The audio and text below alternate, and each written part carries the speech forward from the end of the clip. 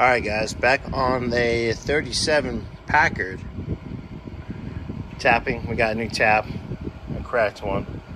Didn't get stuck in the hole. Still stuck out, so it's perfect.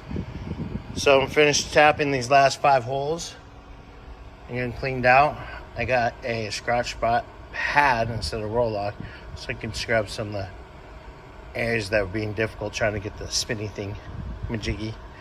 Excuse me. So you have that all finished, and maybe a little bit later put some head studs in. I'm seeing the video where they took the intake manifold and the exhaust manifold off because we have all new gaskets for it. So I'll probably kind of get that all cleaned up, ready to go for the new gaskets, and kind of go from there. All right, guys, we'll talk to you in a few. All right, guys, got the holes all tapped. They were dirty, scuzzy. Woo. Old. But yeah, I'm hitting a little bit. Oops, sorry guys. A little bit with the roll lock, and I got a pad. Kind of get those tough spots, get it nice and clean, ready to go, and kind of see how things go today. Where they go? Where they going today? What it to be? What is today? Oh, but yeah, get it all cleaned up, looking pretty again. All right, guys. All right, guys. What's up? Well, we got a little help today.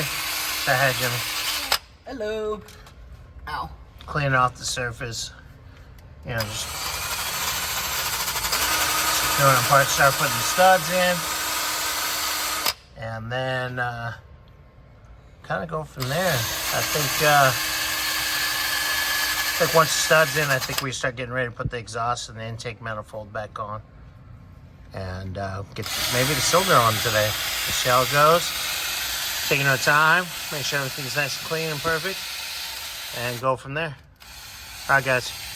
Later.